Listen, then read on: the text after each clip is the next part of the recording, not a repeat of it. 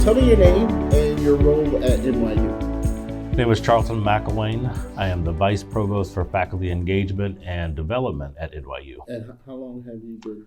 I've been in that office for 5 years. I've been at NYU for 22. Wow, amazing. So Faculty Resource Network is part of the work that you oversee. And talk to me a little bit about kind of the Faculty Resource Network. Yeah, the Faculty Resource Network was originally envisioned at a time in the mid-1980s when institutions weren't able to or didn't have the inclination to provide resources for faculty or to push their own career advancement in whatever ways they saw fit. And so the Faculty Resource Network grew out of that as a conduit to collectively provide those resources across a number of institutions. So rather than thinking about a single institution and a single institution's faculty, the idea was, how do we pool from multiple institutions that could provide those resources both within and across those institutions?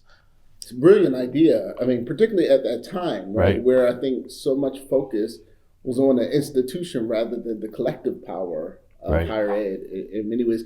And probably one of the longest or oldest professional development programs out there, right? Absolutely. I don't know of any other like it. It's been around for about 35 years and certainly is the flagship. It originally started with some funders like Mellon and Ford Foundation and some others. And so it was a big enterprise that has remained such and still, I don't think, has a rival. Yeah. One of the things I love about FRN is really the intentional focus on minority serving institutions and HBCUs, because we know that often many of those institutions are left out of the conversation. But the fact that NYU has been very intentional almost from the beginning, from my understanding. Can you talk a little bit about that? Yeah, absolutely. I mean, I think one of the things we recognize and continue to recognize is that across higher education, institutions are differently resourced, right? Some have big endowments, others have big donors or the ability to cultivate those donors. Some have, bigger enrollments and so have greater tuition and are able to use those resources for a variety of goods. So when we look at a lot of minority serving institutions, HBCUs, HSIs, et cetera, we know that differential resource is very present. And there's, we could talk for days about the reasons why that is. But in terms of the FRN, it was the recognition that we can take places that have better resources, great resources, and those that are under-resourced. And by putting them together, you can provide those in a ways that bring those that are under-resourced up, give them access to the same types of services and resources that other more resource schools have. And so you have a collective endeavor that says and really communicates that we see the value in all of these institutions, and we see the value particularly in institutions that primarily serve and work with students and communities that have traditionally been underserved. And I would argue that it also builds inclusion, diversity, and equity, because now you have faculty who otherwise might not be engaging and working together, certainly being brought together to collaborate. Indeed. And I think that's a real power of the network, right? You have folks who ordinarily have no way to engage with each other. And here you're providing that bridge, that platform. And I think particularly in the areas around diversity, equity, inclusion, there's so much that's been part of the FRN in that respect. And there's so much more that we can do in thinking about the movement of faculty across institutions, the movement of students across institutions that provides that kind of engagement and learning that many folks wouldn't get at their own institution. Yeah, let's talk a little bit about that vision, because again, I think post-COVID, this is an opportunity in higher ed in general to not go back to the way things were, but also to reimagine and rethink about the future. So I guess, one of the things that I've heard is people love the network, and they love the professional development. Where do you see this kind of moving? And I know the last couple of days have been about strategizing and thinking about the future. Yeah, I think the future and strategy for me, I think over the next few years is really about, number one, how do we amplify the resources that we want to distribute throughout the network? Yeah. And that's, I think, in particular, thinking about some of our minority serving institutions. And I think one of the interesting things coming out of COVID, post George Floyd, all of this is a renewed focus on HBCUs, minority serving institutions. And so I think that gives us an opportunity to say, here are institutions, faculty, people who are drivers of knowledge, people that we should see as those who can teach us how we should be doing things, how higher education should work to be more inclusive, more equitable. And so the value then of an FRN that says we already have those institutional connections and relationships, and we can leverage those to help our own institutional faculty, faculty from across institutions gain a greater awareness of and ability to think critically about diversity, equity, and inclusion, and how we make that real across our campuses. The second thing in terms of vision and mission that I think we have yet to really take advantage of is thinking about collective big problems across higher education. So for me, thinking about something like faculty diversity, right? A huge problem for a long time. How do we help diversify our campuses? And we know that this is something we've all struggled with for many, many years. And I think the reason why we've struggled is often we tend to approach it as an individual institution. But what if we were able to think about 40, 50, 60 institutions that could systematically work together to address this problem? And so I think a vision for a network where we're not only a place that distributes resources for faculty development, but a conduit for collaboration, institutional collaboration, to really help address some of these really big problems that face us in higher ed. No, I love it. And serving as a clearinghouse to connect people and to the research, right? And so again, if there is an institution that's working on some of these issues, again, the kind of collective honing of partnering at NYU with a Spelman or an NYU with another institution is so powerful, I think. Indeed. Yeah. So are you encouraged by, again, all the feedback that you've heard about the network and kind of the excitement that's out there? I'm very encouraged. The feedback I've heard is really, we see the worth of this network. We see its value in terms of what it provides.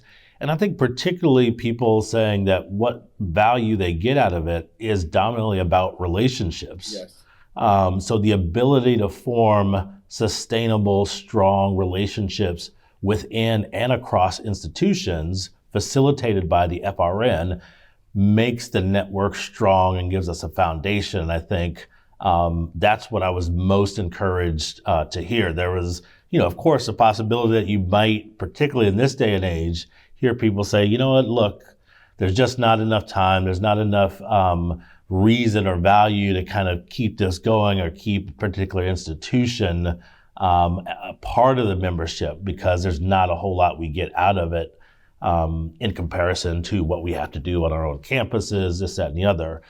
So I think there was a lot of potential for that. And so coming out of these meetings and getting the feedback that says, look, we need the FRN.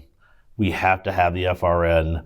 I think that was what's most encouraging to me. And then the question becomes, how do we really maximize that strength, that value of the relationships that FRN institutions have and can build through this network? And it's a great part of NYU's history. And I think it's part of the narrative that has to be told, which is one of the reasons so excited to be able to help spread that word. Anything else you wanted to add?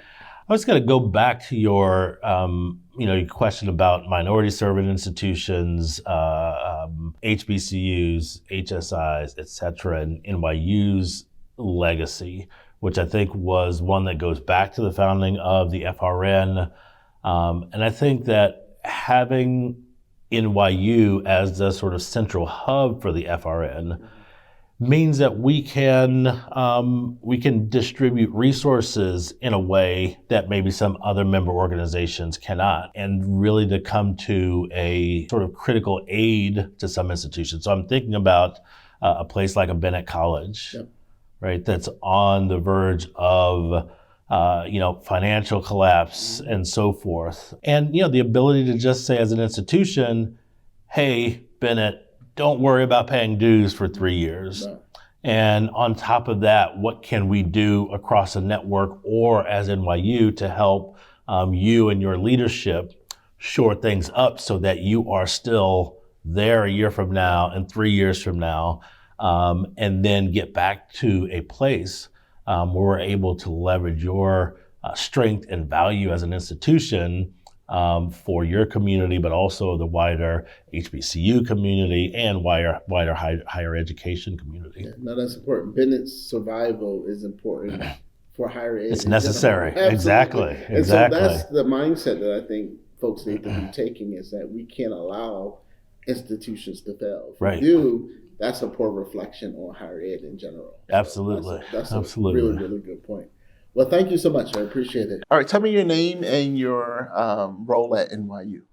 My name is Autumn Bush. I am a program manager with the Center for Faculty Advancement, which is in the Office of the Provost and includes the Faculty Resource Network. And how many years have you been at NYU? As an employee, I've been at NYU for 8 years. I attended graduate school at Silver School of Social Work for 2 years. Wow, nice. So you've been kind of with FRN for a very long time, and 8 years. And so can you talk a little bit about the evolution across the years and really watching this network grow? So the evolution has been interesting. I mean, I will say pre-COVID, I want to kind of mention that. I noticed that when I first started, there was more of an emphasis on full-time faculty and those who were, senior in their faculty journey. And the evolution is now included, which I think has been really helpful, to include those who are just entering their tenure as newly minted. Yeah, newly minted faculty members, just starting out their journey, and adjunct faculty who I think, across institutions do make a big impact in kind of how courses are taught and ideas that are shared. So I think the evolution has included actually expanding our reach and the types of faculty that we work with and who we include and who we collaborate with, which I think has been rewarding across the board. I mean, this strikes me as mission-driven work in many ways, like the fact that you all are very intentional about saying we need to bring in folk outside of NYU, because there's so many other places that do kind of professional development, but it's all internally, right? So the fact that there needs to be less silos and more collaboration, I think is pretty innovative. I think so. The network has been around for almost 40 years. And I think that that's a testament to kind of how, not just the quality of work that we're, and of programs that we're offering, but people trust us. Institutions, faculty, administrators trust us to deliver quality content. At this day and age, I shy away from thinking of NYU. We're based at NYU, or the Faculty Resource Network is based at NYU, but I shy away from NYU being kind of the be-all, end-all, the authority on everything, because we do learn from the institutions that we partner with, and we do collaborate with them. And I think that's been something that's important to highlight, is that this is a collaborative effort. This is not just we're delivering a resource, take it or leave it, but we want to know what your faculty are doing in innovative research and new curriculum. We want to know what's happening on the ground there so that we can share the wealth with other institutions. And I think the FRN is a hub for that type of collaboration, that type of conversation, deep thinking, creative thinking. I think I'm new to academia, so I'm constantly learning about what's out there. And I have not necessarily seen that level of attention paid to more of collaborative efforts and not just an association, an institute providing a resource, providing a service, whoever comes. But there is really a concerted effort to make sure that all of our partners are involved in what we're offering to our faculty to improve the curriculum, not just be around for the sake of being around. And it seems like the colleagues or faculty members at other institutions are yearning and want this as well. And so I was wondering, can you talk a little bit about the conversations you've had with many of them about, again, the need for this kind of collaboration? What stands out to me is when I think of the University of Puerto Rico system, there are 11 campuses that we partner with, all 11. They've struggled a lot just with nature, hurricanes, earthquakes, infrastructure challenges. And what was remarkable is, they said it's helpful for us to collaborate and connect with other institutions who are not in Puerto Rico to think of ways to talk about sustainability, to talk about, what's happening to our earth in a way that can be impactful, not just in Puerto Rico, but it actually informs other places in the United States and beyond. So, I think of our faculty who have collaborated with folks in Puerto Rico from Vermont. And I'm like, not that you would have never met each other, but I think the FRN has provided a space for that to actually collaborate and, work on grants, work on topics to present during a conference where they can actually talk about the challenges that are happening right here, right now. And it's not because, a prestigious institution is, leading the charge, but it's like, no, the faculty are leading these conversations. It's a very intentional kind of approach, which just doesn't happen by happenstance. It has to be strategic in the kind of organizing of it. And so talk a little bit about sort of COVID, right? And also, because it kind of changed higher ed in general, but I imagine that you all have had to pivot in some ways as a network. So can you talk a little bit about some of those challenges and really how you kept things moving despite those? Yeah. So a pivot is a great way to think about Not it. Everybody No, for sure, right? We were intentional about making sure that our programs did not get lost as a circumstance of COVID, right? We all were going through this very similar challenge in different ways, but we figured out ways to keep the continuity going. So, and even introduce new programs. We had a FRN Teach Share where we were just like, hey, we're all going through this thing, but we're approaching it differently. So let's talk about how your courses are actually still functioning in the face of COVID, because I don't think we're not beyond it just yet, but what supports do you need? Like what's worked well, what hasn't worked well? What new tools do you think that you can share with other institutions or you found to be effective, or what you might tell people maybe try something different. So that was a new resource, a new program that we offered that's still going strong and people are still interested in it. That's delivered virtually. Our national symposium, we pivoted to a remote platform, if you will, and folks still showed up in droves, which I thought was interesting. Of like, we think of Zoom fatigue and things of that nature. They still wanted to present, they still wanted to get their research out there, still wanted a way to connect with other institutions. Our visiting scholars programs, even though they weren't able to be on our campus as intended, they were still able to collaborate with NYU faculty and still keep the ball rolling. So I think the pivot was, let's be sure that we are not simply canceling a program because of COVID, right? We didn't want that to be kind of the statement there. Sure. It's like, how are we actually being that leader to say this is still going to happen, it's just going to look a little different temporarily. So as you think to the future, and you've been involved with this for again 8 years, as you think kind of where would you like to see kind of the growth take place moving forward with regards to FRN? The ideas are endless, but I see the FRN being kind of one, if not the premier program and consortium for faculty development and resources. I think that we have an amazing following. We've had schools that have been with us since inception in 1983, and I see that to continue going forward as we get the name out there. I do think that there are some areas where we can really push more for our faculty and also for our student population, because the Faculty Resource Network also includes a student component. So to have more collaboration, with faculty and students at the undergraduate level in research opportunities, grant writing, things of that nature, I think that that's a market that we can expand upon. I do see us having, more than 200 institutions that are part of the network across the nation, but I think globally as well. NYU is a global campus. NYU Shanghai just celebrated 10 years of being, active. So, there is a market out there that is not just US based, and is not just NYU or New York based. So I see a ton of possibilities. I see a lot of interesting projects to come out of the work that our faculty are doing, and collaboration. I can't stress it enough of, just seeing how did those faculty come together? How do they even meet each other? Oh yes, the FRN was able to bridge that gap and make those connections. Well, it's certainly important work, and glad you all are kind of pushing it forward. Anything else you wanted to add as you kind of reflect on your work and your involvement in the network? I will add that faculty are important in higher education. I don't want them to ever be an afterthought. Yes, it is student-centered for sure. That's why these institutions exist. Like, we're teaching students something to take on and be great in their own lives. But I think there needs to be more attention paid to the resources offered to faculty for their development. It's not just you've come into this game and, you're left to your own devices. I think it's important to support faculty from the moment they step in on a campus to the time where they're retiring, to making sure that they are learning about new innovations and ways to deliver materials effectively for a new student body. It's, I don't think students are the same as they were 5 years ago, nor do I think, 2 years from now, there's going to be the same student body. So there has to be a constant evolution. And I think each institution owes it to their faculty to make sure that that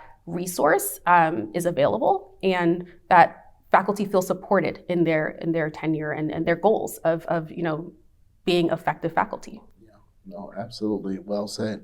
Thank you so much. I really appreciate it. I'm hoping that I could just talk with you a little bit about Faculty Resource Network and kind of your work and involvement with FRN. So tell me first your name and your title, and we'll go from there. My name is D'Angela Duff, and I am an Associate Vice Provost at NYU, as well as an industry professor at NYU Tandon School of Engineering. And in terms of the FRN, I'm the strategic lead. And how long, I'm just curious, have you been at NYU for? I've been at NYU since 2013, but I've only been with the FRN since 2020, in the middle of COVID. That is. So and I want to talk a little bit about sort of some of the challenges in many ways, right? I mean, during COVID, but just first tell me sort of how you got introduced to Faculty Resource Network. Obviously, as you pointed out, you were at NYU a little longer, but how did you get introduced to the network? Well, that's a really great question, because you might be surprised by the response. So I took a leave of absence from NYU in 2018, and I went to Spelman for a year. Oh, wow. Yeah, and I actually found out about the FRN at Spelman, not at NYU. Interesting. So I didn't hear about the FRN until I went to Spelman. And then when I came back and I joined the Office of the Provost, Charlton, asked me if I would, join and help out with the programming and some of the strategy for the FRN. That's interesting, though. You mentioned kind of being at Spelman, because I remember coming to an FRN event many years ago, and Spelman was involved and had a chance to, of course, talk with folks over the last couple of days who are from Xavier and Dillard HBCUs, and it just made me think about how important it is that historically Black colleges and universities, which sometimes don't have those resources, can connect with a place like NYU to get this professional development.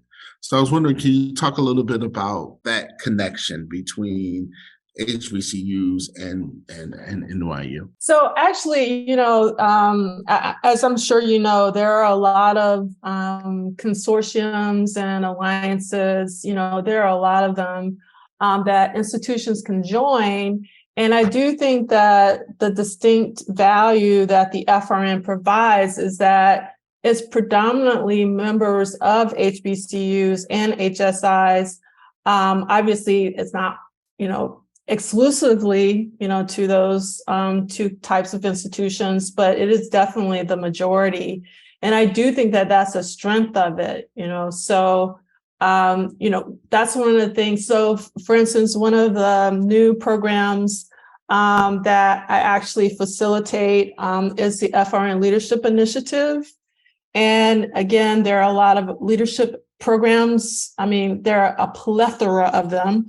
But again, one of the key distinctions of this one is being able to interface, with faculty from HBCUs, HSIs, and PWIs, meaning like they're coming together as one. There's not that separation and segregation.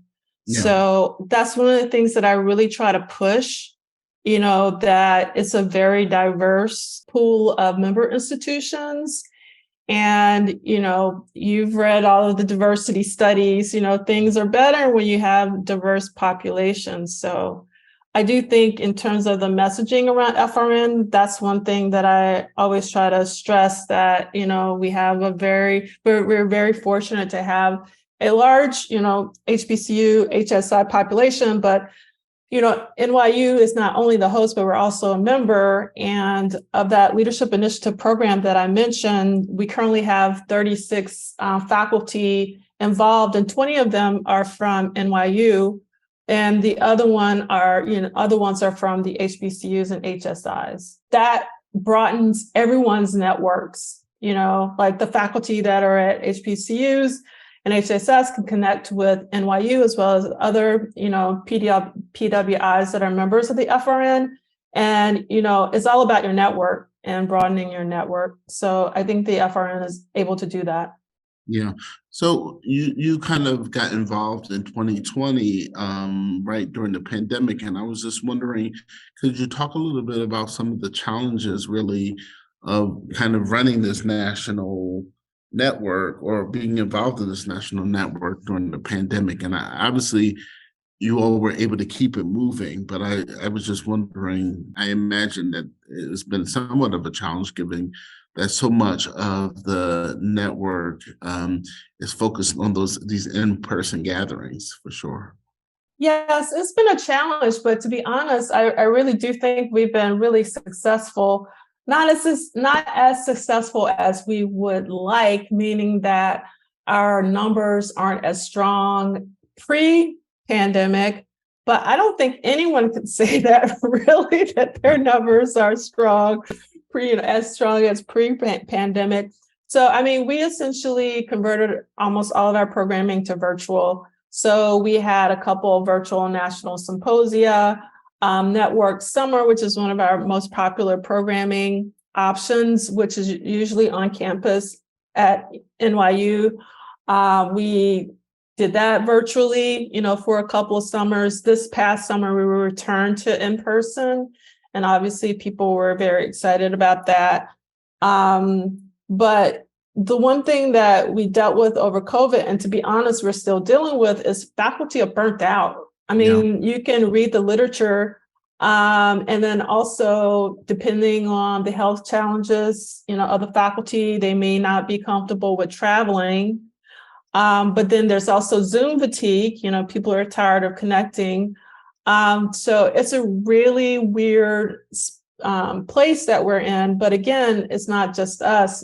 It's not even just higher ed. I mean, it's really all industries. So that's really been the challenge, is more so the burnout. So we had a LO meeting, liaison officers meeting yesterday. And one thing that I was really thrilled to hear is that the faculty are happy with the programming. It's just that, first of all, some faculty have been let go at certain institutions. And when that happens, then the faculty that are still there are taking on, more work. And then, with some of the institutions, their funding has been cut, for travel funds or faculty development. And in some cases, there might be lower student enrollment. I mean, it's just like so many different variables that's going on right now that you can't really point to one thing. So, it's like the combination of all those things. Yeah. But one of the things I loved about that meeting yesterday, and also what's happening over the next couple of days that I've been a part of, is there's a real kind of intentional strategic planning around where to go next, right? That Mhm. there's a value and obviously is important. And the question becomes, how do you kind of rethink the future in many ways of FRN? And so that's exciting, I imagine, for you to be a part of that work. Yes. Yes, it's very exciting. I'm a lifelong learner. I'm constantly thinking about, how can we do things differently? But then at the same time, keeping what's of value. I'm not a believer in new for the sake of new. You want to make sure, like you said, that it's intentional and that, faculty are still getting value out of it. That's really the key thing. Yeah, well said. Well, thank you so much. This is really helpful, and like I said, I'm really going to do a series of stories that really kind of allow a real deep dive into what FRN is, where you're heading in the future, and I think that will hopefully help to generate some enthusiasm, nationally. We are incredibly grateful. Thank you Yeah. so much for doing this. I mean, it will really help us a great deal. Thank you. No, absolutely. So I'm really happy to. So thank you again for your time, and look forward to meeting you in person sometime. Likewise. Tell me your name and your role at Xavier. Yeah. My name is Dr. Sarisi West Olotunji, and I am a full faculty member in the counselor education program here at Xavier in New Orleans, at Xavier University of Louisiana. And I'm also director of Xavier's Center for Equity, Justice, and the Human Spirit. And I want to talk a little bit more about the center, but also tell me how long you've been at Xavier. I know you started at LAF and now you're back. Yeah. So since I've been back, I believe this is year 7 or 8 maybe. And when I was here before, it was right after I received my doctorate. This was my first job, and I worked here, I think, 4 years. Talk to me a little bit about what it's like for you to be at a historically Black college and university. I know that you've worked at a PWI and a HBCU, but I imagine there's something special about being at a HBCU. Most definitely. I'd say in comparing the experience that at an HBCU, there's a sense of belonging. Now, students often talk about a sense of belonging at an HBCU, but I don't think we often talk to faculty who teach at HBCUs, and whether the faculty are Black or not, they also talk about that sense of belonging. There's a sense of a mission. And certainly in working at PWI, a state PWI at that, people seem to be there for their own individual reasons. They have a passion for the subject matter. They enjoy teaching. They like the salary, perhaps, or whatever. But at a HBCU, where typically people are not paid the equivalent that they might get at a predominantly white institution, people are there because they want to be, that they believe that they're there for a reason. They are terribly invested in the students and will do just about anything to ensure the success of those students. So faculty at HBCUs often go the extra mile with students. So they go beyond teaching the subject matter to talking to them about their careers, about talking to them about their personal development, about hygiene sometimes, about how they dress, and so on. And so we do a lot. We also reach out to family members, to parents. We tend to get to know parents, and that doesn't typically happen at a PWI. So there is a sense of belonging, a shared mission that we have of embracing the mission of the university, knowing that we're doing something, we're doing the impossible. People have low expectations often for students coming from HBCUs, despite the fact that the research suggests that graduates of HBCUs outperform their peers coming from PWIs. So we know that we're working against the grain, and we feel pretty good about ourselves and what it is that we do. And I say that I am not an HBCU graduate, sadly, but I certainly embrace the mission myself. Yeah. Well, one of the things that we're seeing is an increased enrollment at HBCUs and at record numbers, which I imagine makes you very, very happy.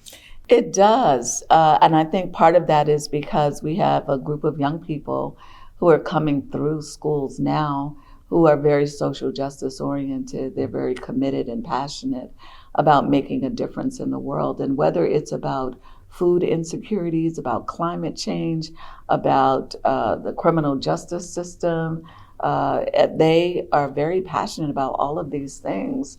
And they want to go somewhere where they can freely talk about those things. Another thing that's happening, I think, is that we have a lot of students whose parents have come through, are educated, are well off and privileged, living in suburban neighborhoods. So children are living in suburban white neighborhoods, going sometimes to suburban white churches and going to suburban schools. And they say when they arrive, I was looking for a Black experience. They've never been somewhere where they're in the majority. And so they're looking for something. They're looking for the opportunity to grow, to develop, to be part of something big, and so on. We have students, the majority of our students are coming from outside of the New Orleans area. We're drawing them not only from throughout the country, but from around the world. We have a College of Pharmacy that is very highly ranked globally. And so we have a lot of students from all over the world coming to get their undergraduate, master's, and doctoral degrees in the College of Pharmacy. And people certainly know Xavier for graduating students who go on to medical school.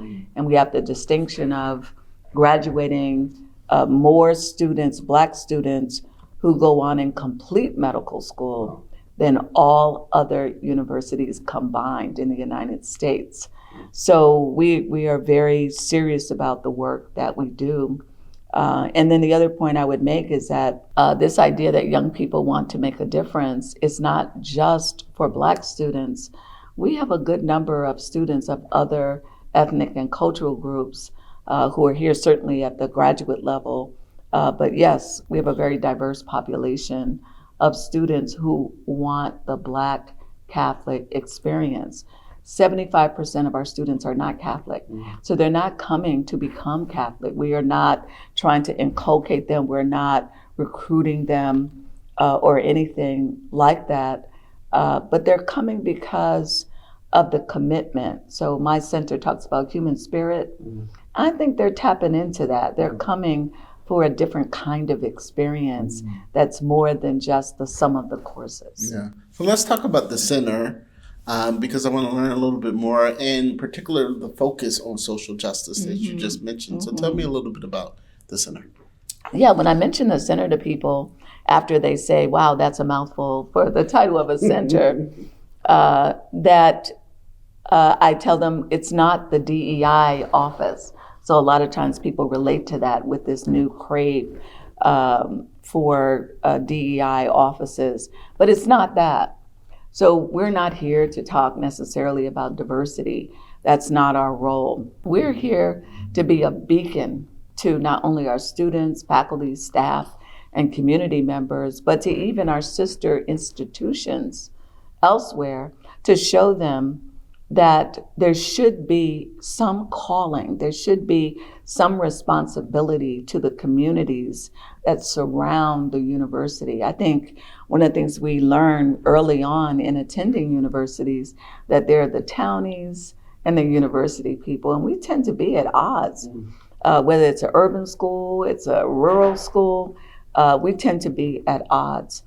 And so we're trying to break down those walls to be able to say that community people and community issues are central to the education of students at Xavier.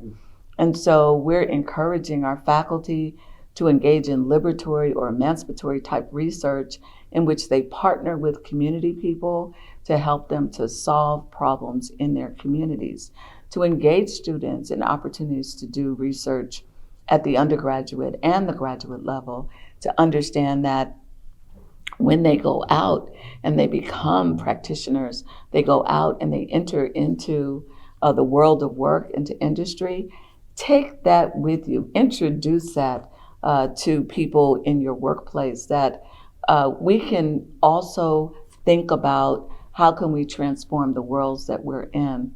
So our job is to create opportunities for change through teaching, through our research and our engagement with students and community people. So it's wide open. We have 3 focus areas: environmental justice, criminal justice, and educational equity. And so we're doing all kinds of things. We're partnering with all kinds of people to engage in the work that we do. Wow, fascinating, and important work at this moment in time. Talk to me a little bit about the partnership and relationship between Xavier and NYU as it relates to the Faculty Resource Network. Yeah, so the Faculty Resource Network is a fantastic opportunity. It's almost unreal that it exists because it's designed to help faculty to do our jobs better, to give us the resources, and to have the camaraderie to work with people. So my first introduction to FRN was attending one of the symposia. And I presented on a panel with my colleagues from my university. And it was so great to meet people from other institutions who immediately understood what I was going through, trying to teach, trying to engage in research, working with students.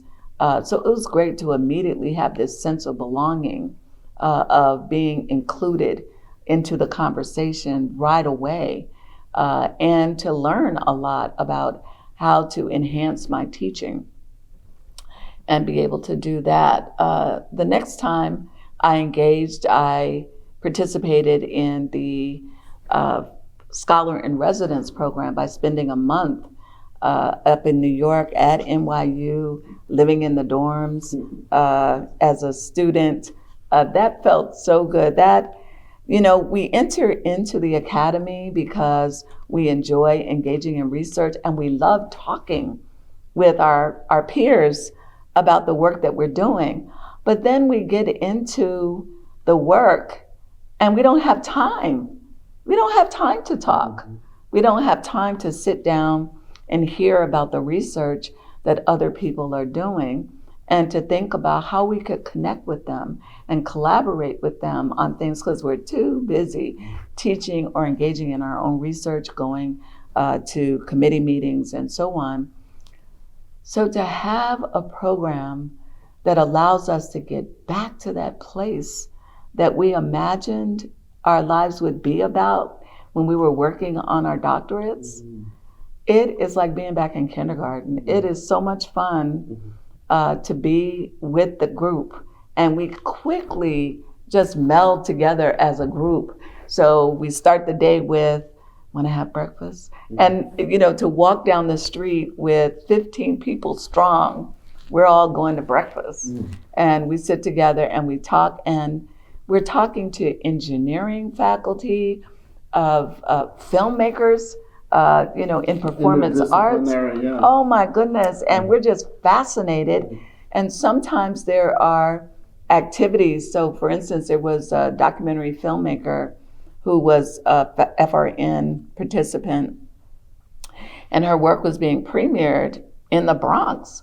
Okay, so 20 of us are on the subway and we're going to that opening. And there we were supporting her in her work and meeting some of her colleagues and so on, and engaging in lots of conversation about that. So just at that level of being able to talk across the social sciences, the sciences, and the humanities, but then it gets deeper because then we actually partner with each other and collaborate on research. That is exciting. Right. So I have such lasting relationships with people that I've met through FRN, And we have worked on collaborative projects. It's expanded my world. I've done things that I never would have introduced myself to, or maybe it would have taken a longer amount of time. But because I was partnering with people from political science, from sociology, from mass communications, history, I've gone to other people's conferences. I never would have done that. And so it's been great to be able to dip in and dabble in other areas and think about how I can benefit from collaborating and writing with, engaging in research, collaborating on instructional projects with other faculty members. It's been great. And then finally, I've been asked to teach a course. So I've taught a 1-week course for the FRN network twice, 2 separate summers. And it was a little scary because I'm teaching to people who teach, right? So these are my peers, so I'm thinking they're gonna be highly critical.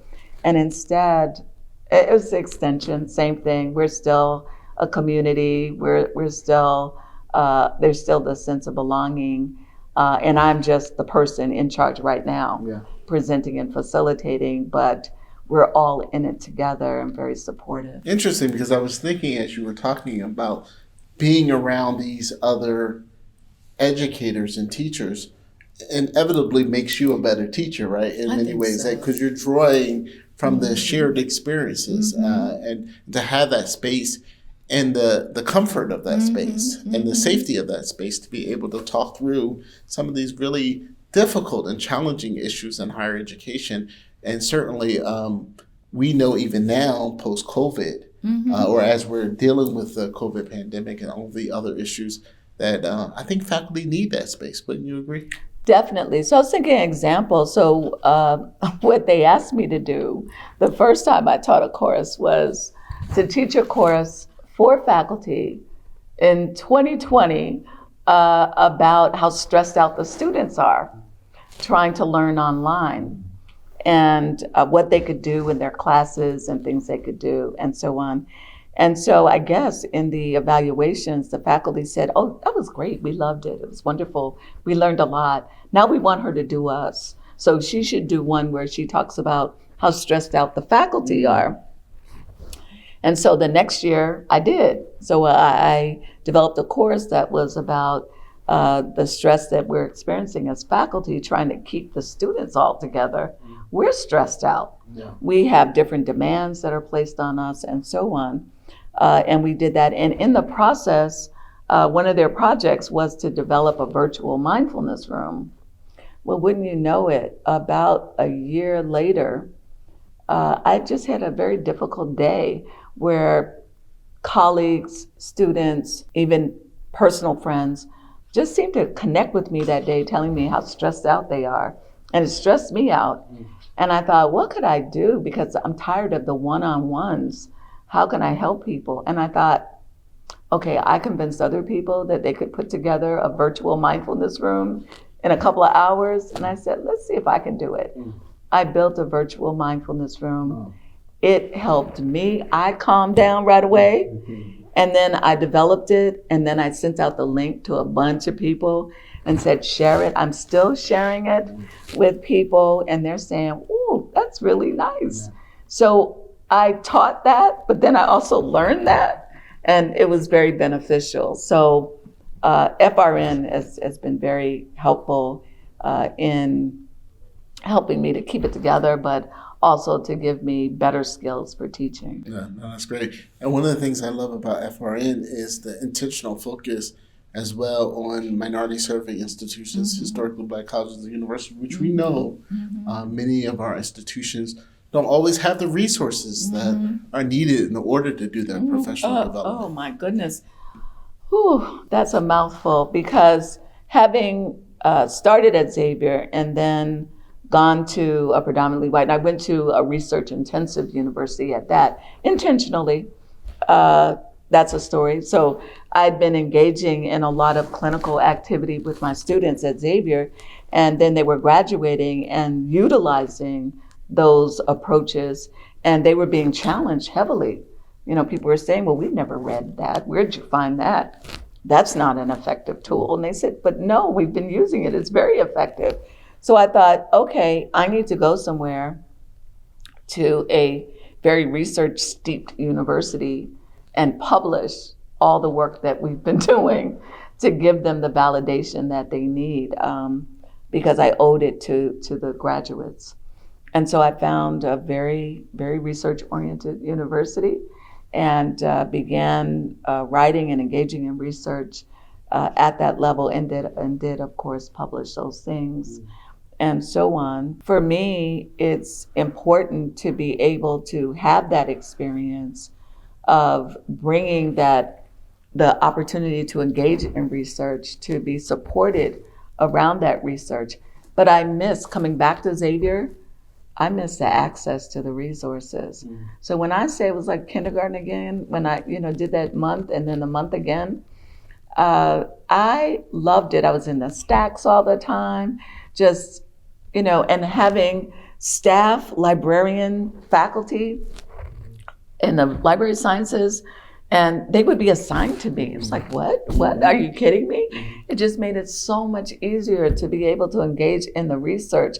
I was getting the tools. So the first year, I figured out, okay, these are the resources that are here.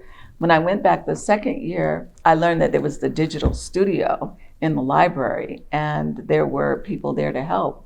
So I was able that summer to design 10 training videos for people to work with young children who'd experienced trauma. And they're grab and go, they're very short, but they helped me with the storyboarding. They helped me, they did the recording, they did the editing, they designed it, and it's a package, it's out there on YouTube right now. Amazing. Yeah, I could not have done that at Xavier. So Xavier does a lot of things, but it doesn't have those resources. And so because of FRN, I was able to create a tool that is now available to people anywhere to be able to utilize. And I remember going to Australia and having an opportunity to go to an agency, a mental health agency that specialized in working with young people with trauma and elementary school, adolescent, and so on. And we're talking and everything, and I mentioned I made these tapes, and they said, what? No. Send us the link. That's great. And returned to Australia to that group, and they said they now share it as part of their professional development for their staff. So FRN is highly useful and beneficial, and not only helps me, but can help me to help others. Yeah. And the last question I have for you, and that is, as you kind of think about the future and what the relationship will look like. Again, I imagine you'd like to see more folks from Xavier become part of this network, right? Mm-hmm. And how does that look to you? Yeah, I think that it would be important to involve more of my peers. When I talk to particularly early career faculty at Xavier, and I ask them, do they know about FRN? They say no.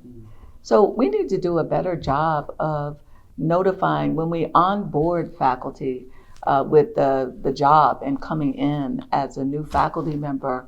They would benefit from knowing about FRN and participating in FRN.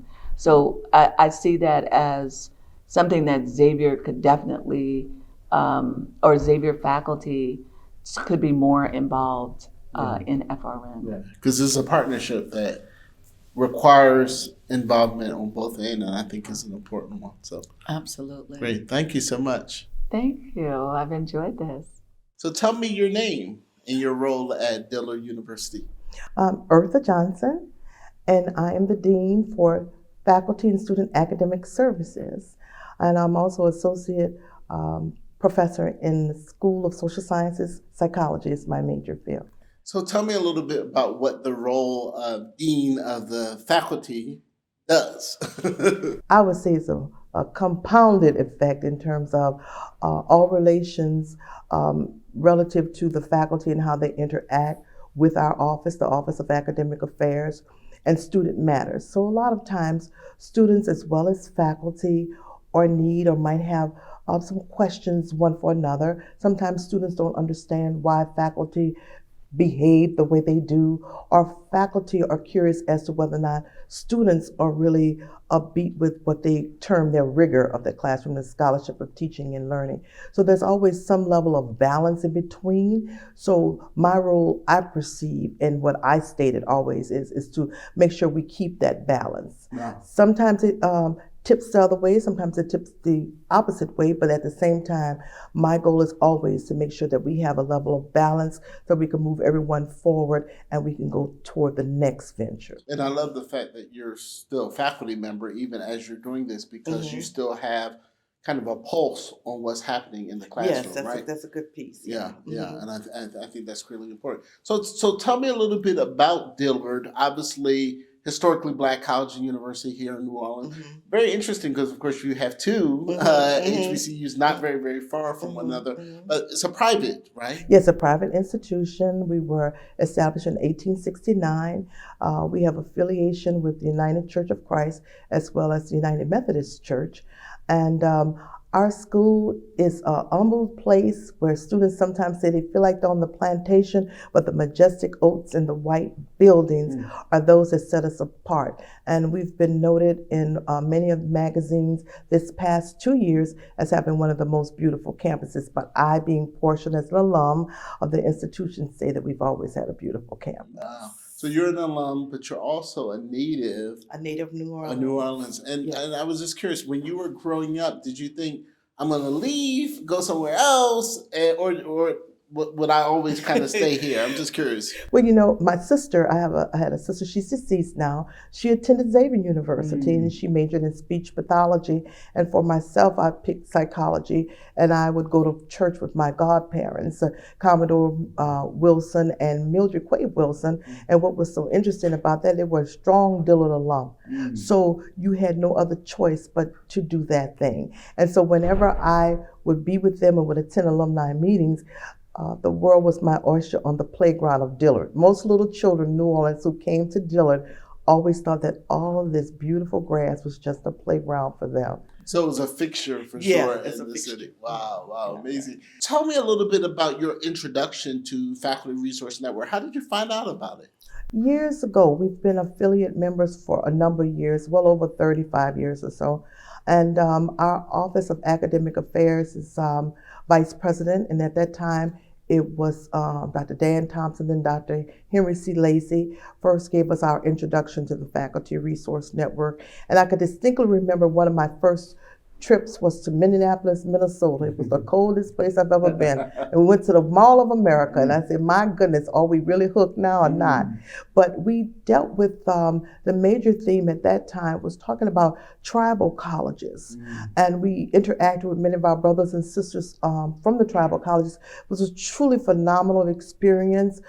Being in Louisiana, you know, we have strong roots and connections with our Indian brothers and sisters. So that really was a catapult for me in terms of my interest through the years with FRN. And then as we became liaison members, it truly brought us to the point of which it was just an indelible impression that we could introduce our faculty to in terms of innovation and teaching, learning, and styles, ways in which we could be innovative on all levels, introductory methods in terms of having the opportunity to interact and commingle, so to speak, with our brothers and sisters at New York University, which of course we're very impressed with their faculty and staff as well. So it's been a very rewarding experience. So long time we've had affiliation with. And that partnership between NYU and Dillard and Xavier and other institutions is so important. And it's important in the context of, I think, HBCUs, because one of the things I was talking with another individual about was the lack of resources that some of our institutions have, and to be able to leverage that relationship so that faculty, particularly newly minted faculty at the institutions, can get that experience. Is that your sense as well? I would say that's my sense as well. And the affordability in terms of the course offerings have always been to our advantage in that the Faculty Resource Network Committee, those that put this whole thing together for us gives us an opportunity to make contributions to say what we would like to see for the next conference, whether or not it's a symposia, national, or whether or not it's a trip for the scholarship in residence, or whether or not it's going to Puerto Rico, whatever that is, we do have an opportunity to come to the table and say what our voice is and what our concerns are. And many programs don't necessarily include you in that kind of planning. So it's been a plus for us. It's very focused on the individual participants as well, in terms of elevating their voice. And I would just imagine like the friendships or the individuals you've met who have been parts of these cohorts. Again, often when you're a professor, you're the one teaching students, but it's kind of nice to be a student, I imagine. Kind of nice to be a student. Yes, it is. It's kind of nice to be a student. And it's nice to see those who work with the network through the years, and they've grown. I just teased the photographer about him having a super glue to his hand with his camera, because every time we've always seen him, he's always been a professional, consummate professional, taking pictures and just being on guard all the time, making sure that we got the right shot to make sure that we conveyed the right message. And I've had great opportunities to work with wonderful people like Miss Autumn Bush, and I've seen her grow, get her license. She's a social worker, and she's just been a phenomenal force as well. So it's just been a great experience, because I think this whole experience not only nurtures us, but when we come together, we mix with the staff as well. It's a very good opportunity for us to explore each other's synergy as we, bring back what we need to bring back in a vision and focus to our campuses. And create relationships, right? Because again, higher ed, whether you're at Dillard or whether you're at NYU, we all need to be together, working together to put students first, right? We do. And I'll say that one of the most positive experiences has been of late the opportunity for us as networkers to be able to participate in something that they term teach talks. And so that has been a phenomenal experience in exposing our faculty to it. What's interesting too, I think everybody's a little tired of Zoom and zooming in and zooming out. So this last session that they talked about making pedagogical contracts with students and the whole negotiation of how you get a grade nowadays. I walked into a room and there were like 10 faculty members around one computer, because they said they just don't want to log in. Let's just go ahead to this one computer. So that was interesting, but we learn a lot. We really do. It's a good program. Can you talk about, you're talking about Zoom, and I'm wondering the impact that COVID has had on your campus. Certainly we've seen the disruption across higher ed in general, but I was wondering, how are you all doing there at Dillard post kind of COVID? I think we've done really well. Our president, Dr. Rochelle Ford, who's our 8th president of Dillard University, her inauguration will be in January, the weekend of the 27th. She's come in and streamlined some things, because as we look at Zoom and we look at other medium forms, we really have an opportunity to use Google Meet, which we weren't using at first. So that is our primary platform. But I will say this, being on the camera, being able to be connected has really been a very good experience for everyone. Everyone is not necessarily designed for an online camera experience.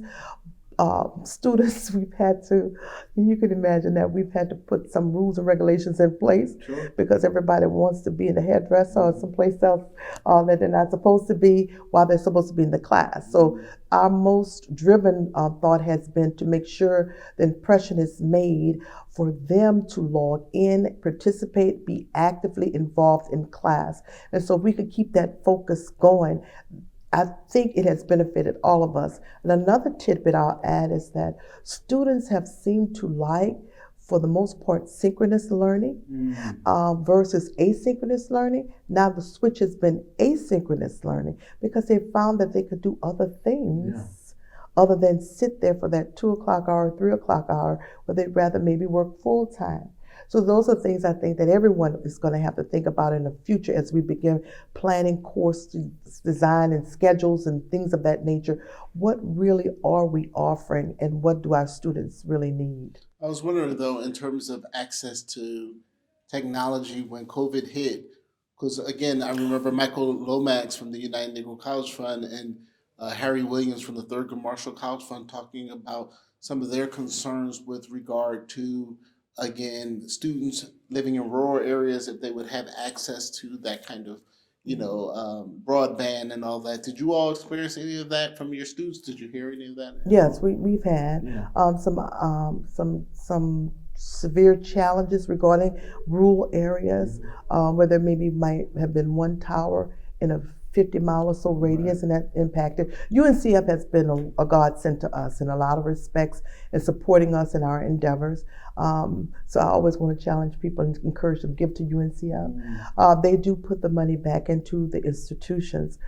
It has also been a challenge relative to having available technology relative to the laptop or whatever. Students love their phones, so they will do everything on the phone, but there's some things you just really can't do well on the phone. Including writing a paper. That's right. So that has been, and God forbid, if they lose that phone, that's another issue too. So we've been fortunate enough with some federal dollars that have come down and some shifting and funding on our campus to be able to afford our students loaner laptops. And we still are doing that even post this pandemic period. So it's been very beneficial for those who have been able to provide an opportunity for our students with technology. Yeah, that's great. So as you kind of think about the future and what the relationship with the Faculty Resource Network will continue to expand and build, what is your hope in terms of the partnership between Dillard and NYU in that regard? Are you hoping that more Dillard faculty will take advantage of this? I'm hopeful. Our faculty members have in the past. We've traveled to New York for various opportunities. I too have been a member of those classes. We've had faculty that have been in residence, faculty that have gone to Puerto Rico, to Greece, that have been sponsored by the Resource Network. So yes, I'm hopeful that we'll expand, and then with the level of participation and input that they allow us to have, we will be able to participate more, because it will be some of our ideas and concepts that will help to shape what the calendar of offerings will look like. Yeah, but there's nothing like it from, you've been in higher ed for a long time. Oh, yeah. It seems like there's nothing like this. No, not quite. There's some people that try to duplicate, but NYU FRN can never be duplicated. You understand? Yeah. You could replicate it, but it'll never be the same. It is a different kind of synergy that exists. It's something about the New York experience. It's something about the synergy of the faculty there that mixes with us. It's the idea that you have an opportunity to add to the body and the wealth, and that your role, your ideas, your thoughts and concepts toward the scholarship of teaching and learning will be taken seriously. Not many places and not many programs will do that. No, very well said. Thank you so much. Thank you. So tell me your name and your position. I'm Stephen Maynard Caliendo, and I'm Dean of the College of Arts and Sciences and Professor of Political Science at North Central College in Illinois. Great. Well, thank you so much for being here. So tell me a little bit about kind of how you see the Faculty Resource Network and the role that it plays in higher ed. It's a really interesting group, and I was happy to learn the 30-year history, find out a little bit more about how it started, and then participate in discussions about where it might be going. There's real opportunities, I think, to have economies of scale for smaller institutions to provide resources for faculty development in a variety of ways around questions that faculty at these types of institutions, both that they face and the challenges that they have getting to where they want to go. So I think there's a lot of potential. And as a dean, I imagine you see the need for professional development as being critical, right, to the success of a faculty member when they come in the door as an assistant, associate, full. So talk a little bit about that. Yeah, maybe it's good to start. When I charge a search committee, so one of my jobs as dean is to sit down with the search committee in their first meeting, and they invite me in and I give them the task. And one of the things I tell them is the goal when you hire somebody is to try to find somebody who will be a campus leader, full professor. So it isn't just somebody who's tenurable. We want that too, but that's a little bit of a lower bar than what we're looking for. We're looking for excellence, and we're looking for somebody who would see tenure as a launching point, not an end point. And for the kind of institution that we are, that's a differentiator. I mean, it helps us stand out. We also have the benefit at North Central of location. We're 30 miles from Chicago. So Right. we got a lot of people. It's an attractive place to want to come to. But the disadvantage of schools like North Central is that it doesn't have prestige. And so when you're coming out of a PhD program, all of which are prestigious schools, right? More or less. But I mean, that they're all research schools, right? You get a PhD. A lot of times the folks on the faculty there don't understand what small private colleges can do and how they're focused toward first-gen students, for instance, and can provide opportunities for students who were underserved in high schools to move forward and to disrupt cycles of poverty and disadvantage, et cetera. And so there's a real chance to have faculty have vibrant lives where they're living their best intellectual life, changing the life of undergraduate students, for instance, right? And that's very meaningful, and that's most of the reason why we all go into the profession. We don't go in for the money. Nobody goes in for the money. So, but it's hard. Increasingly, it's difficult you have schools that have financial pressures to have higher teaching loads, and if not higher teaching loads, at least higher cap sizes, so more students in the class. So basically, more work on the teaching front, which is, in most of these institutions, the primary driver for tenure. But these are folks who, you don't want 13th grade teachers. Right. I mean, these are scholars. Right. These are people who got PhDs from the best institutions in the country. They want to continue their research agenda. Yeah. And we know that research is a high impact practice. They get undergraduates involved. So there's good reasons to make sure we're supporting people's research agendas. But sometimes the financial pressures of an institution don't mesh well with that desire. In the long term, of course, that's what needs to happen. Yeah.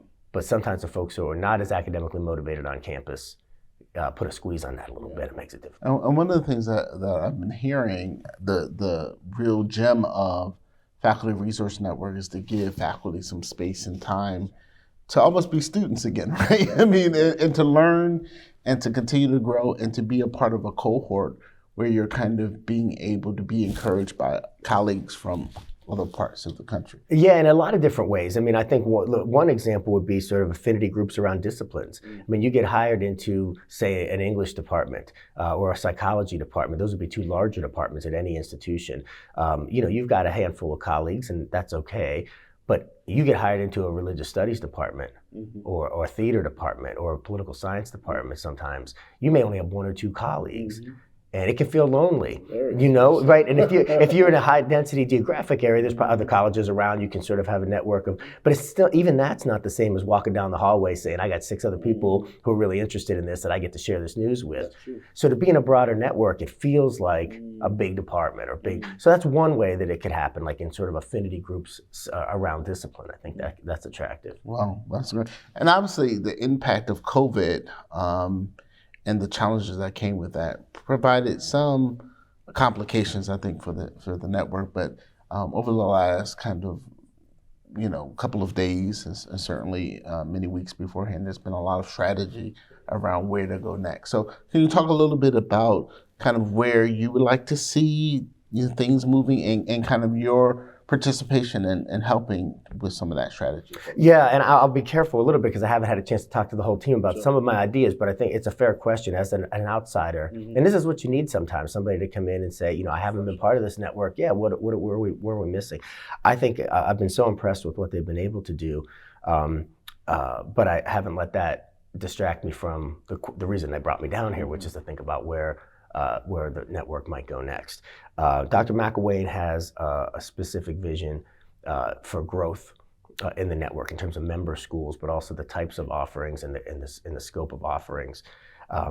The price point is not outrageous at all. It's $3,000 to $15,000 a year, depending on what tier.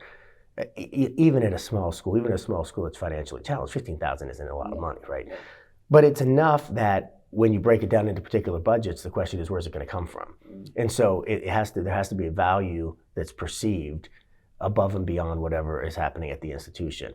I think one of the things that the network has to figure out is which of the member institutions or potential member institutions already have faculty development infrastructure at the institution. And for those, what's the value added for the FRN?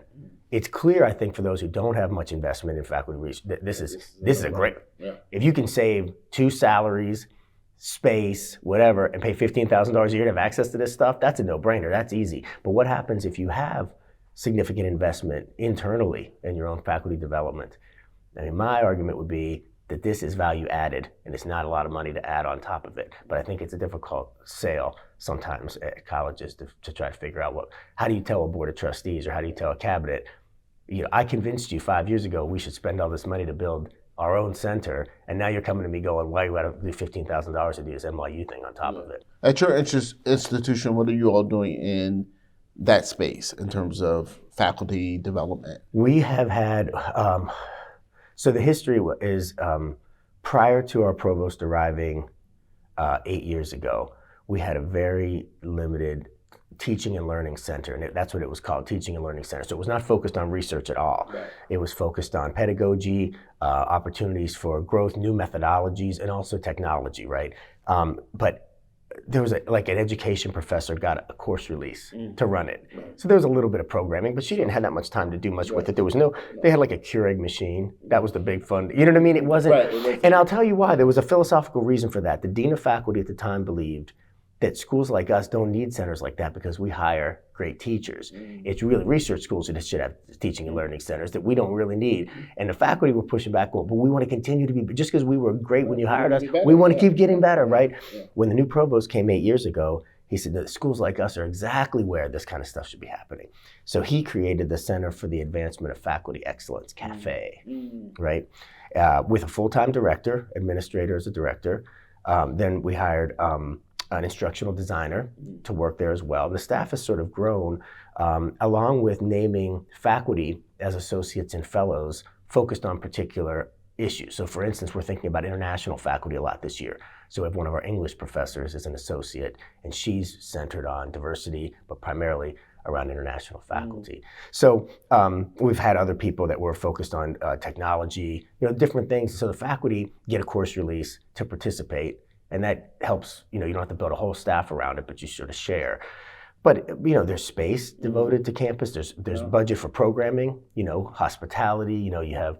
So, for instance, one of the things that our center does is what they call at the lunchtime learning, they, instead of reading a new exciting book on pedagogy, we don't have time to do that. They'll read it. They get lunch for everybody, and then they do a formal presentation about it. Wow. You know what I mean? So you can, in an hour, you got to eat anyway. In an hour, you're absorbing a lot of that. It's not the same as reading a book. No. But if you're really interested in it, maybe you'll go get the book, or maybe you weren't, but you still got lunch. Something. Yeah, exactly. So a lot of those kind of things are happening, and that's significant investment. And so when I approached our director of the center about the network, I didn't put a hard sell on, but I just said, I don't know if you know about this, or what. Her initial reaction was, we're doing a lot of this stuff. Like, why would we do it? So I think what I'm trying to help folks here see is where can they have value added. And one of the things I learned yesterday on that call with the liaison officers was the program about spending a semester in New York on your sabbatical, for instance, or remotely having access to all the digital. Because a lot of the schools, because the library budgets are such, and the databases are so expensive, people don't have access to all the journal articles. They come across, you get in a reference page and you see I really want to read that, and then you go to your library's database and it's not available, right? So to be able to apply for that and have access, even for a semester, for scholars in the humanities in particular, where some of these journals are really hard to get for small schools, is tremendous value, and it more than pays for itself. But I think we just need to think about ways to market that. And I love the fact that there's outreach beyond simply talking to the same folks about how we can make this better moving forward, and thinking about, again, reimagining, which is, you've seen a lot of that happening post-COVID. It's the opportunity to say, we're not necessarily going to go back to where we were before. This is an opportunity to move to a next. It's never going to be the same. Right, exactly. It's never going to be the same. Students' expectations shifted, and the landscape was already changing anyway in terms of what was expected. And then you layer COVID on top of that, you layer the summer of 2020 on top of that, and it's like we can't go back to doing things the way we always did them. Well, one of the things that's fascinating about the model as it's currently constructed, though, is the intentionality around HBCUs and minority serving institutions as well, which I think is really important, because oftentimes we hear many of those institutions being left out of the conversation. And so I was wondering, can you talk a little bit about that kind of model, how important that is? I hope it stays at the center of everything that they're doing. And I think that really the DEI focus is something that will be an attractive element for any school. primarily white institutions in particular need that more than the HBCUs do. The HBCU folks need the resources for sure, and some of the PWIs do too, but the PWIs need the resources and they need someone to help them think through and lead faculty through meaningful discussions of difference, of race and ethnicity, of gender, of LGBT. Because look, these are all, academia attracts the progressives, the well-meaning, but lots of white folks who think because they're progressive minded that these are not issues that they need to consider. These are issues. And they're tough issues, right? I mean, uncomfortable, very uncomfortable. And I think that there's a real opportunity here to partner with HBCUs. You know, I'm being careful here because it's not the responsibility of HBCUs to teach white private schools how to be civilized. Sure. Right? That's not their job. A good point. On the other hand, contact with, association with, understanding sort of the way that those schools have made sure to address inequities, right, among not just their population, but the broader community would be really helpful, I think, for a lot of these small private schools whose student body is increasingly diverse. And I think it also breaks down the silos, and there's a lot that these wealthy elite institutions can learn from the kind of grit and hard work that's taking place at some of these smaller. But I would say when you think about primarily white institutions that are private, schools like NYU are elite, but schools like North Central are not. Right. We got a $120 million endowment. This is not, you know what I mean? Like, it's tuition-driven institutions. I remember the last institution I was at, it was my first tenure track job. Like, I did a visiting position, and then I went to like an R2, and then I did a tenure track. First meeting, first day on campus, faculty meeting, everybody's in the room, and the provost came in and said, well, I got a little bit of bad news. We were 7 students short of our mark for enrollment. So that's going to mean we have to put off faculty getting new computers this year. And I'm looking for like Alan Funt. You know, I'm like, am I kidding? Is this like, well, you got to be kidding me, right? Seven students and nobody's getting computers? But that's how it was. I mean, this was a smaller school than North Central, right? But it's like, that's what it was. And they couldn't draw on an endowment. They couldn't draw, you know, there's not ways that they move money around. It's hard, fast. This is it. If they don't come, or if they come and the tuition discount is too high, then the revenue source isn't the same. You know what I mean? So that's the kind of reality that even primarily white institutions that are private are often struggling with. Yeah, that's just invisible. Like, a lot of people outside of those you hear institutions private, don't know. You hear private, you assume wealthy. But really, those schools want to have diverse faculty. They want to have first gen faculty. And so that you know, we used to see $46,000 a year tuition. Nobody pays $46,000 a year tuition. Everybody's getting discounted. Some people are very heavily discounted because you want talented people on campus, so you discount it for that. You want people who are underserved because you know that high contact with faculty can change people's lives, but that all affects revenue. So how many wealthy students can you bring in to pay closer to that top dollar to help subsidize? That's right. That's right. Fascinating. So any last points that you wanted to make? This is a really exciting time as I see it for the... I think so too. Yeah, I think there's a lot of opportunities here, and I think Dr. McElwain is a perfect position to lead into the next generation of the FRN. I'm happy to help however I can and be involved in any way that I can.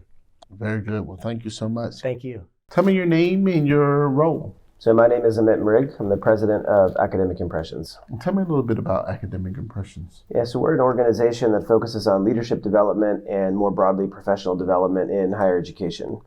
So we work with faculty and staff really at all levels of the institution to help build the leadership capacity for folks to be, you know, the best leaders they can be in their roles. About 20 years old? 20 years old, just crossed 20. So it's fascinating. So this model of Faculty Resource Network probably is of interest to you. It's very aligned with what we do. Yeah. So tell me a little bit about what you kind of think about this model. Obviously, it's been around for almost 40 years. Right. You've been in this work for 20 years. Talk about the need for this kind of professional development. Yeah, I think that's the right question to be asking, because I think the need is good. The need is great, right? I think the reality is most of our institutions don't invest or fund or have the resources to provide the necessary development for faculty that we probably should be doing.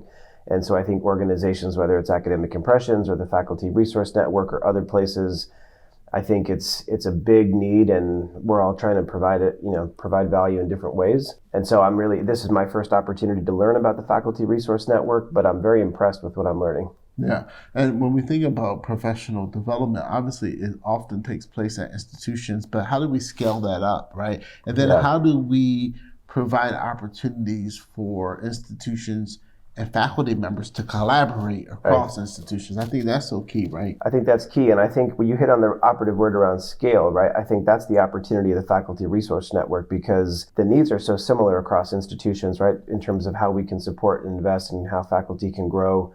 And so leveraging the collective capacity of 30, 40, 50 institutions compared to just what one institution can provide, I think is really where the value is. Yeah, and you're on the ground because you're engaging with institutions across the nation. What are some of the challenges you're seeing as it relates to post-COVID and the climate we're in now? Yeah, well, I think there's just unfortunately so many challenges. But I think, as it relates to faculty, I think folks are tired. I think folks are exhausted. There's a lot of burnout. AI does a study every 2 years on the state of professional development in higher education. We just did our research in January 2022 to show that 51% of people in higher ed, faculty and staff, are experiencing clinical levels of burnout. Wow. Clinical levels of burnout, 51%. Wow. So these resources around faculty development and support, it's of real value. I mean, I think people really recognize the need these last 2-3 years in COVID. I think it established the need for more resources and investment in people, more support, more opportunities for growth and development. And I'm not saying that's a silver bullet to address burnout, but I think it's one of the factors. Yeah, and again, I think the intentionality of the network, as I understand it, is really a way of also thinking about those institutions that might not be as resourced. Yes. But their faculty, to your point, need this kind of professional development. They need this kind of development. Yeah, and I think you hit it on the head when you asked about collaboration across institutions. I think the value here is scaling professional development across institutions, and to be able to facilitate collaboration and connection across institutions. I mean, the power of that is really significant, right? I mean, the kind of things the collaborations that can come from that can create the solutions, can create opportunities that we don't even know exist right now. Yeah, I'm not familiar with a model. Obviously, there are similar things that are taking place, but a national model like faculty. I mean, I don't know if you are or not. No, and I think that it's very diverse kinds of institutions, small and large, from different parts of the country, across disciplines.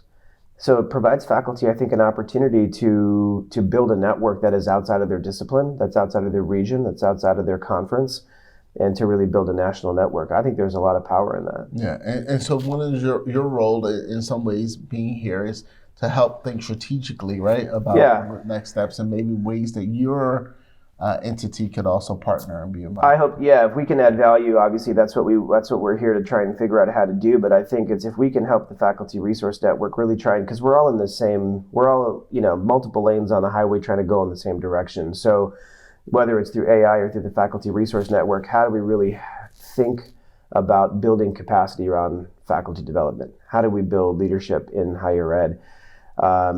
That need is great. AI can't do it alone. FRN can't do it alone. But I think together, if there's ways that we can help each other, that's what we're here to do. But there's so much value in the FRN. I think it's really, the purpose here is to really try and distill that, understand that, to be able to grow it. Yeah, key is breaking down silos, more collaboration. I think that's the key in higher ed right now. Yeah, sounds good. Anything else you want to add? No. I appreciate the opportunity. Thanks so much. I appreciate you chatting with me.